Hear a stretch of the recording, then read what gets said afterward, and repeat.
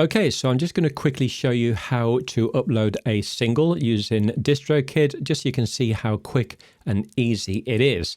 So once you've actually signed up for a Distrokid account with your email and name, the usual details, at the top here, you just click on the upload button.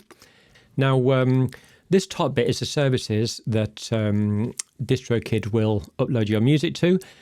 I basically have them all selected by default. The only one I don't have is a Snapchat at the bottom because it's beta, and the YouTube music, I don't have that checked either. Now, the reason for that is if you check that one, then Distrokid will basically claim the royalty for you off anybody that uploads your music to YouTube. But this can cause a conflict of interest with regard to copyright, because if you upload your song yourself to YouTube and you click this, then YouTube is going to send you, the owner of the music, a copyright infringement because you tick this box here. So I leave that unchecked. So this way I can upload the song to YouTube myself, and if I monetize it, then I'm just getting the money through YouTube directly rather than it coming through Distrokid. Next, we come to the number of songs. Now, if you're uploading an album with 10 songs on it, you would choose 10 songs at this point. But for me, this is just a single in this case, so I just choose one song. Next, we have the previously released. In this case, it isn't, so I leave that checked at no. And then underneath that, you just put in the band name.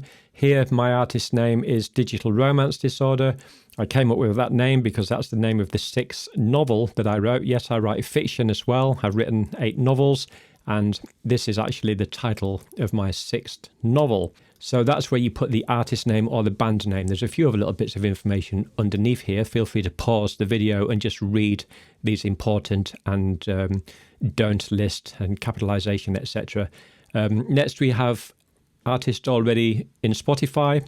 I'm not. This is the first song I've ever uploaded, so I check no there. If you were to tick the yes box, because you've already uploaded songs in the past, it will basically come up and show you your band, and then you would just basically select that.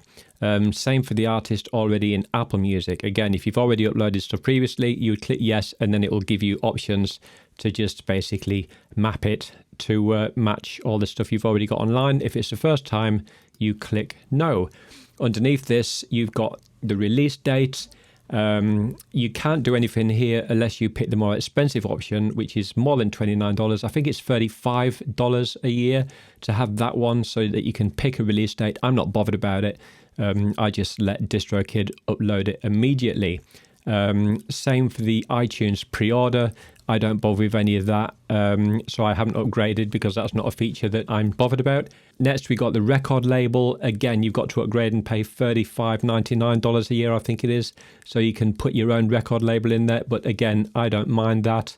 And then next, we have the album artwork. Again, feel free to pause this video and just have a read at the do's and don'ts, but it's fairly self-explanatory. 3000 by 3000 pixels in JPEG is what I've uploaded here.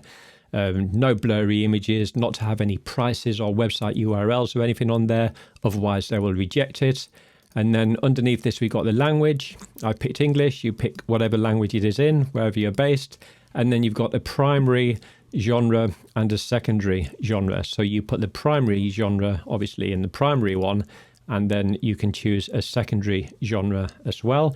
Again, all self-explanatory and pretty straightforward. And then underneath, we've got the track and the song title.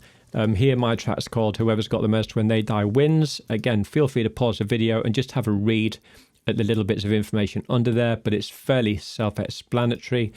And then we've basically got this section for radio edit bonus track under the show version in the track title. I just have that clicked no because it's just a normal version. And then underneath this, you have the choose file, which is where you're going to click to choose the WAV file that was exported from Logic Pro. In this case, you just choose that off your hard drive and click there.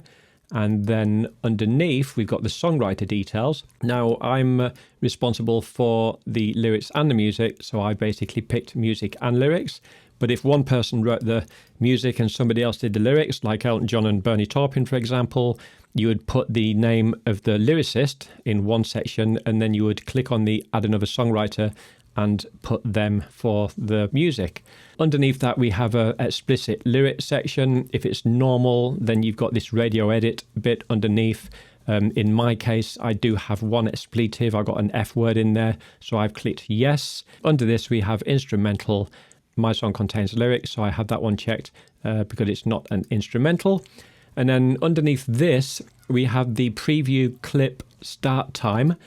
If you got quite a long intro, or you just want to jump to where the beginning of the first verse starts, then you can choose in seconds. I've chose 12 seconds here, which basically just loses the first 12 seconds of the song. So if somebody previews it, it's going to start at 12 seconds in. Again, fairly self-explanatory.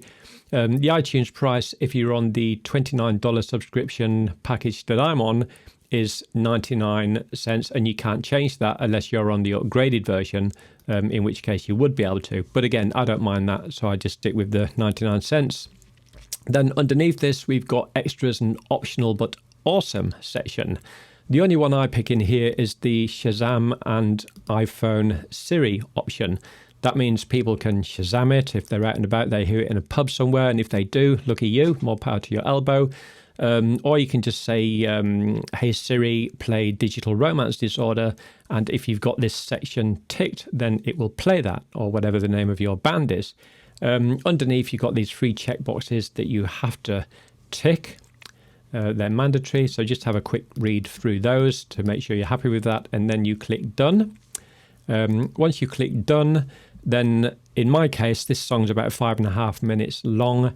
It took 45 seconds exactly to upload. So I'm just going to fast forward through this 45 seconds here. There we go. And then it just says finishing. And once it's finished, that's it. You get this little green check at the top and it's done. Now, when I uploaded this song, it was 4 hours later before it appeared on Apple iTunes for sale, where people could buy it and download it. That's how quick Distrokid managed to get this onto Apple iTunes. I'm in the UK, and I remember doing this at about 4 or 5 o'clock in the afternoon, and by about 8 in the evening, it was on iTunes. The next morning when I woke up, it was on Spotify, and it could be streamed. So that's how quick it was. The other platforms, including Deezer, took anything up to 4 weeks to appear, so all pretty quick, and as you can see, uploading the song to Distrokid is a quick and simple process. If you want to have a listen to the song that I just uploaded to check out the final production quality, just hop on over to Spotify or Apple Music and do a search for Digital Romance Disorder and the single Whoever's Got the Most When They Die Wins.